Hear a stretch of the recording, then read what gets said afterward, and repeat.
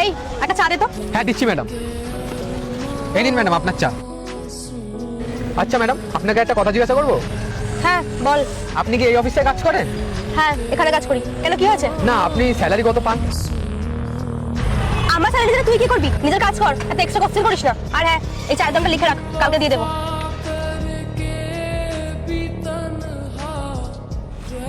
ভাই একটা লিকার চা দাও। হ্যাঁ দাঁড়ান স্যার, দিচ্ছি। এই নিন স্যার। আচ্ছা স্যার, আপনাকে একটা কথা জিজ্ঞাসা করবো? হ্যাঁ বলো। স্যার আপনি কি এই সামনের অফিসারে চাকরি করেন? হ্যাঁ, কিন্তু কেন? আপনি কত স্যালারি পান স্যার? কি আমার স্যালারি? আমার স্যালারি আমি তোমাকে বলতে যাবো কেন? তুমি তোমার নিজের চরকায় তেল দাও, আরে চায়ের টাকাটা লিখে রাখো, পরে এসে দিয়ে যাবো।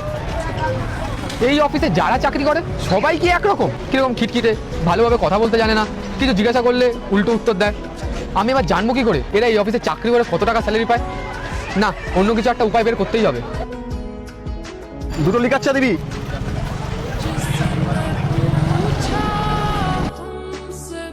এই নিন স্যার আপনাদের চা।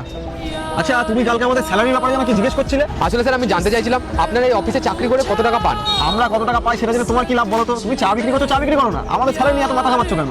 আজকে প্রমাণ হয়ে যাবে আপনি কাকে বেশি ভালোবাসেন। মাকে ভালোবেসে থাকলে ভিডিওতে লাইক দিয়ে চ্যানেলটি সাবস্ক্রাইব করে দেন, আর যদি শয়তানকে ভালোবেসে থাকেন লাইক সাবস্ক্রাইব কিছুই করতে হবে না, আর কমেন্টে লিখে যান আই লাভ ইউ মা বাবা। আসলে না স্যার, আমার ভাই তো পড়াশোনা করছে, আমি চাইছি যে ওকে একটা ভালো কোম্পানিতে চাকরির জন্য ইন্টারভিউতে পাঠাবো। এবার আপনারা যদি বলতেন যে আপনার মাসে কত টাকা পান, তাহলে আমার ভালো হতো। আমি ওকে বলতাম আপনাদের কোম্পানি থেকে ইন্টারভিউ দেওয়ার কথা। কি একটা চা বলার ভাই এখন আমাদের কোম্পানিতে জব করবে? তুই ভাবলি কি করে? আরে কল্পনাও করলি কি করে? শোন, আমাদের কোম্পানিতে জব করতে গেলে না, তুই জানিস কত কোয়ালিফিকেশন লাগে, কত পড়াশোনা করতে হয়, টাকা লাগে টাকা, আর অনেক পরিশ্রম করতে হয়। তোরা পারবি না। আর তুই কি মনে করছিস আমাদের লোক দেখে কি কাজে নিয়ে নিয়েছে নাকি? আমাদের না অনেক হার্ড ওয়ার্ক করতে হয়েছে। আর তোরা সব বুঝবি কি করে? একটা ভালো কথা বলছি, তোর ভাইকে বল একটা চায়ের দোকান খুলে নিতে। আর তুই বলছিলিস না আমাদের স্যালারি কত? আমাদের স্যালারি 50,000 টাকা।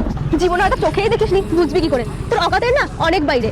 দেখছো না 50,000 টাকাটা শুনে কেমন চোখ মুখ শুকিয়ে গেছে? 50,000 টাকা দেখেছিস কোনোদিন একবারে? হ্যাঁ একটা কথা বলছি শোন, এসব স্বপ্ন টপ্ন দেখা বাদ দে, আর একটা চায়ের দোকান খোল, তোর ভাইকে খুলে দে।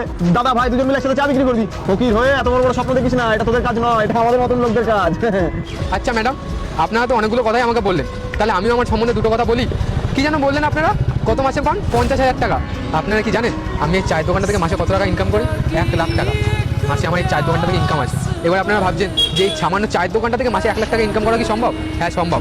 আমার দিনে কতগুলো কাস্টমার আছে জানেন? আপনাদের মতনই বিভিন্ন অফিস থেকে আছে চা খেতে, কেউ কেক খেতে, কেউ সিগারেট খেতে, কেউ চিপস খেতে। আপনাদের মতন কাস্টমার বহু আছে আমার দোকানে। তাহলে আপনারা ভেবে দেখুন মাসে আমার কত টাকা ইনকাম হয়। আর আপনারা তো কারো আন্ডারে কাজ করছেন, সে যখন যা বলবে আপনাদেরকে তাই করতে হবে। আর আমি নিজের ব্যবসা করি, আমার যখন ইচ্ছা হবে আমি তখন দোকান খুলবো, আমার যখন ইচ্ছা হবে আমি তখন দোকান বন্ধ করে দেবো। আমাকে আপনাদের মতো অর্ডার দেওয়ার কেউ নেই।